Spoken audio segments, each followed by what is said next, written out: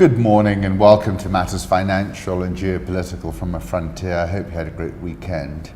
It's been rather hot here in Nairobi. Let me start with some macro thoughts. Did Mars declare war? Asks Zero Hedge.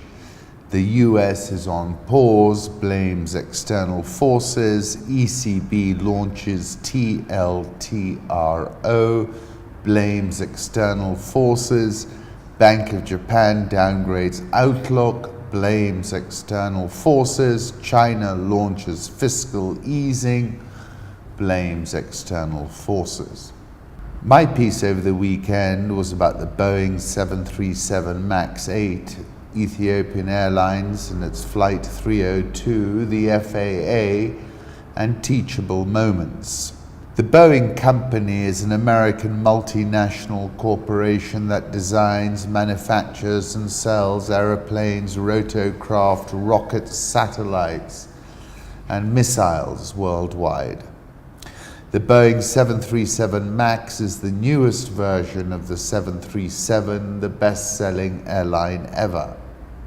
Since debuting in 2017, Boeing has delivered more than 350 of them in several versions, and the 737 MAX 8 is the newest version of the most widely used single-aisle jet in the world. Last Sunday, Ethiopian Airlines Flight 302 crashed shortly after taking off from Addis Ababa. The 737 MAX jet initially dipped below the safe flight path and then, after climbing, flew at erratic height and speed. Controllers noticed the plane was moving up and down by hundreds of feet. The captain of Ethiopian Flight 302, Yared Getachew, reported a flight control problem in a calm voice, before then asking to return in panicked tones 3 minutes after takeoff, according to the New York Times. The newspaper, citing a source who had reviewed the communications from Flight 302, said the pilot told controllers, "Brake, request back to home." Gebeyehu Fikadu, an eyewitness to Sunday's fatal crash, told CNN that the plane was swerving and dipping and belching smoke as it came down.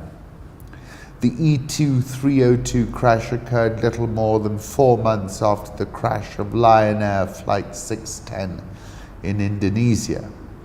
Reuters confirmed an extraordinary similarity between the two MAX 8 crashes.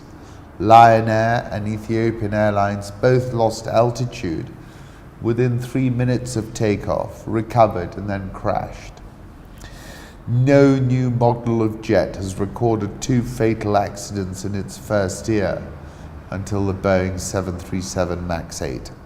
What subsequently unfolded was described thus by the Financial Times' Edward G. Luce. Mr. Trump's stance offers a unique example of the world spurning America's lead on airline safety.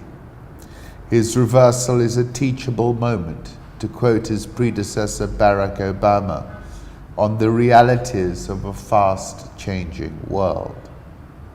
At the heart of the concerns about the MAX 8 is a change in the automatic flight controls. Boeing is facing a lawsuit on behalf of the family of a victim of the Lion Air crash that focuses on changes made to the flight controls in a few lines of new software. The change, called Maneuvering Characteristics Augmentation System, MCAS, initiates the nose-down command without input from the pilots. The introduction of the system was not included in the flight manuals issued to pilots, nor was it included in the training given to pilots who transferred to the MAX 8 series from earlier model 737s. The FAA lacks a chief. Mr. Trump nominated his own pilot, John Duncan, the man who flew Trump planes, not Air Force One, to head it.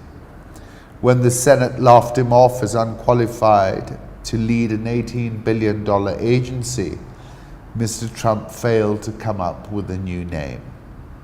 The FAA has been flying without a pilot, so to speak, for more than a year. The FAA and Boeing sought to push back, citing possible pilot inexperience among other whataboutisms. Meanwhile, China, the European Union, and practically every other airspace jurisdiction, even Zimbabwe, closed its airspace. A consumer group, flyersrights.org, urged the FAA to ground the MAX 8.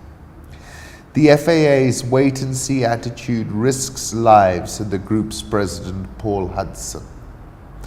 The lack of touch and finesse displayed by Boeing over the last 7 days is mind-boggling.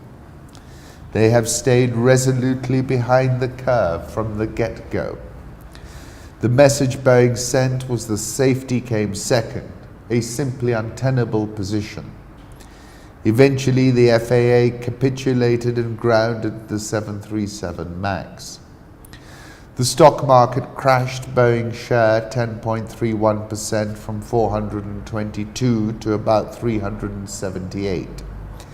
And that's another point. There is no way in which you can buck the market. The big teachable moments for me were these. Ethiopia and its government acted with a lot of decorum.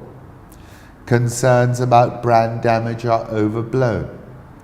In contrast, Boeing have taken a big hit, but more worryingly, the corporate's reactions to a fast-moving situation were a D-.